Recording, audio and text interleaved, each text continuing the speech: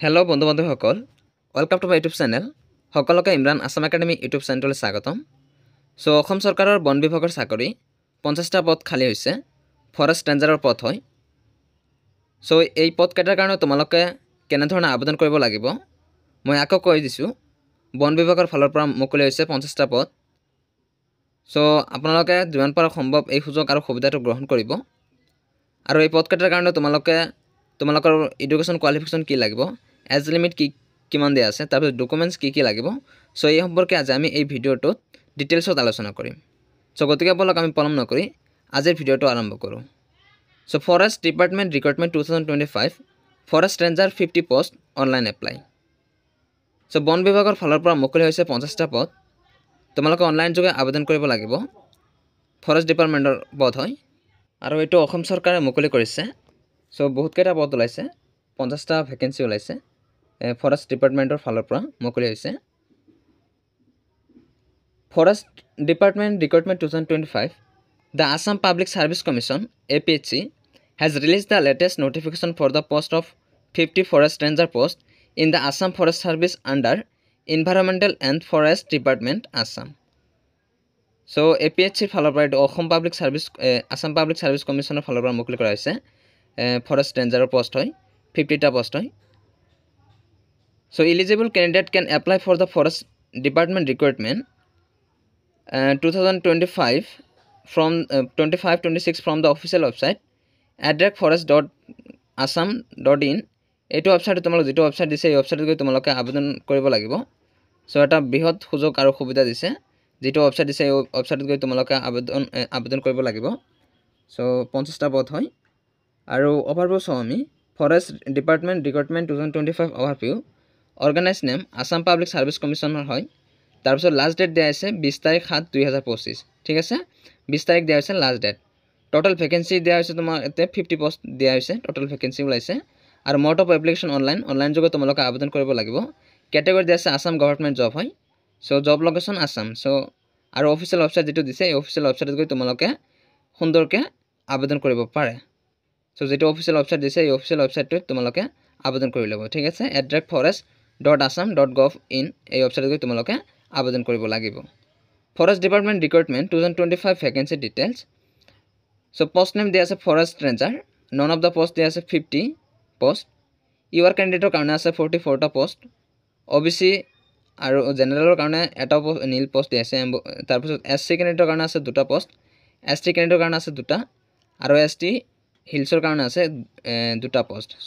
ক'ত কিমানটা পোষ্ট মুকলি হৈছে এইটো তোমালোকে গমে পালা। Eligibility criteria. তোমালোকে এলিজিবিলিটি ক্ৰাইটেৰিয়া কি লাগিব। ইয়াত তোমালোকে এজ লিমিট দিয়া আছে, এডুকেশ্যন কোৱালিফিকেশ্যন, এপ্লিকেশ্যন ফিজ দিব লাগিব। এজ লিমিট কিমান দিয়া আছে চাওঁ আমি। The minimum age required is 20 years and the maximum as allowed 30 years as on 1/1/2025। ঠিক আছে, তোমালোকৰ বয়সটো হ'ব লাগিব 21 বছৰৰ পৰা 38 বছৰৰ ভিতৰত। ঠিক আছে, 21 বছৰৰ তলত হ'লেও নহ'ব বা ওপৰত হ'লেও নহ'ব। বৃহৎ এটা সুযোগ হয়। আৰু এজ ৰিলেক্সন দিয়া আছে ইয়াত। STৰ কাৰণে দিয়া আছে 5 বছৰ, SCৰ কাৰণে দিয়া আছে 5 বছৰ আৰু OBCৰ কাৰণে দিয়া আছে 3 বছৰ। ঠিক আছে, আৰু এডুকেশ্যন কোৱালিফিকেশ্যন কি লাগিব চাওঁ আমি। Application must possess bachelor degree in science or engineering of any recognised university with the list in on of the following subject. ঠিক আছে, বেচেলাৰ ডিগ্ৰী থাকিব লাগিব তোমালোকে, ছায়েন্সৰ হ'ব লাগিব। ইয়াত ছাবজেক্ট কিছুমান দিছে, বটানী দিছে, কেমেষ্ট্ৰি দিছে, তাৰপিছত ফৰেষ্ট্ৰি, জুলজি, বহুতকেইটা ছাবজেক্ট দিছে। যিকোনো ছাবজেক্টৰ পৰা এটা থাকিব লাগিব। ঠিক আছে, আৰু এপ্লিকেশ্যন ফিজ দিব লাগিব তোমালোকে এটা এই পদকেইটাৰ কাৰণে। ঠিক আছে, এপ্লিকেশ্যন ফিজ তোমালোকে এইটো চৰকাৰে নিৰ্ধাৰণ কৰি দিছে যিহেতু। তোমালোকে গমে পালা যে এই পদকেইটাৰ কাৰণে তোমালোকৰ বয়স হ'ব লাগিব 21 বছৰৰ পৰা 38 বছৰলৈকে। আৰু এডুকেশ্যন কোৱালিফিকেশ্যন লাগিব বেচেলাৰ ডিগ্ৰী। ঠিক আছে, আৰু এপ্লিকেশ্যন ফিজ দিছে ইয়াত। জেনেৰেল কেণ্ডিডেটৰ কাৰণে দিব লাগিব 297 টকা, OBC 197। ইয়াত এটা তোমালোকে মাচুল এটা নিৰ্ধাৰণ কৰি দিছে চৰকাৰে। আৰু পে'মেণ্ট মোডটো তোমালোকে অনলাইন যোগে দিব লাগিব এই টকাখিনি। Debit card, credit card, net banking আৰু UPI। যিকোনো এটা মাধ্যমেৰে তোমালোকে এই পে'মেণ্টটো কৰিব লাগিব। তাৰপিছত চিলেকশ্যন প্ৰচেছটো তোমালোকৰ কেনেধৰণৰ হ'ব। প্ৰথমে এটা ৰাইটেন এক্সামিনেশ্যন হ'ব, তাৰপিছত ফিজিকেল টেষ্ট হ'ব, তাৰপিছত তোমালোকৰ ডকুমেণ্টছ ভেৰিফিকেশ্যন আৰু শেষত দিছে তোমালোকৰ মেডিকেল এক্সামিনেশ্যন। ঠিক আছে, এনেকৈ তোমালোকৰ চিলেকশ্যন প্ৰচেছটো আৰম্ভ হ'ব। ঠিক আছে, চ' যিসকল শিক্ষাৰ্থীয়ে ভাবি আছে যে আবেদন কৰিম, চ' আপোনালোকে আবেদন কৰিব পাৰে। বহুতকেইটা পদ ওলাইছে, 50টা পদ হয় ফৰেষ্ট ডিপাৰ্টমেণ্টৰ ফালৰ পৰা। চ' ইম্পৰ্টেণ্ট ডেটছ আমি চাম। The forest ranger exam notification will be release on 16 June 2025, ঠিক আছে। চ' 16 জুনৰ পৰা এইটো নটিফিকেশ্যন আউট হৈছে। And the dates for the online application starting from 1st June 2025, ঠিক আছে। 21 তাৰিখৰ পৰা আবেদন প্ৰক্ৰিয়া আৰম্ভ হৈ গৈছে। So' end the last date for the online application from the 20 July 2025, ঠিক আছে। 20 তাৰিখ লাষ্ট ডেট দিছে। চ' তোমালোকে গমে পাইছা। চ' তোমালোকৰ ষ্টাৰ্টিং ডেটটো দিয়া হৈছে 21 তাৰিখ 6 মাহ 2025, আৰু তোমালোকৰ ক্ল'জিং ডেট দিয়া হৈছে 20 তাৰিখ 7 মাহ 2025, ঠিক আছে।